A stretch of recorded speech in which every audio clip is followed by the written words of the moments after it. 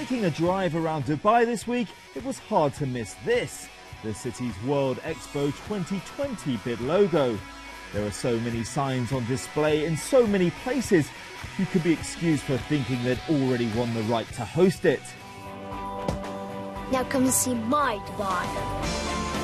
When the successful candidate is announced at the end of November, Dubai will know if its campaign themes of innovation, collaboration and sustainability appeal to the judges. And if approval is granted, it will mean a green light to a wide range of building projects. Now behind me is the new free trade zone that's been built next to Dubai's new international airport. Now if the bid is successful, Expo 2020 will be held within these grounds, but it will dwarf the buildings behind me. The plan is to build a site as big as 500 football pitches to host thousands of exhibitors from all over the world. And this is what it would look like. The lavish Expo Park, part of an estimated $18 billion spend by public and private entities.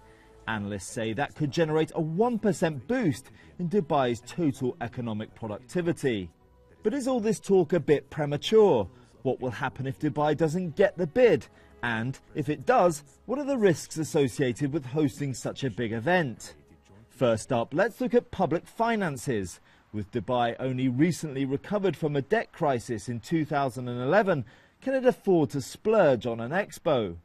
The Expo, from a financial perspective for Dubai, is actually quite manageable. If you look at the appetite for corporate debt from Dubai, the appetite is being quite strong. Also, if you look at Dubai's debt ratio as a percentage of GDP, you can see that it's actually quite manageable from a global perspective. And now at the same time, yes, it's something that we need to watch over the next 2 years and how they service this debt. But at the same time, the corporate world has bought into the idea that Dubai is back and it's able to manage its finances. In the past, expos have been accused of commissioning construction works that have been abandoned once the event is over. So is Dubai's plan really sustainable? When you are focusing towards a set point, such as 2020, and you have to concentrate all your growth, there is also risks versus supply and demand. The Expo is very much linked to the core sectors of the economy, trade, tourism. So we believe that if Dubai is successful, it will create an infrastructure that very much feeds in with the long-term goals and ambitions of Dubai and not create these elephant legacies that have been seen in other places.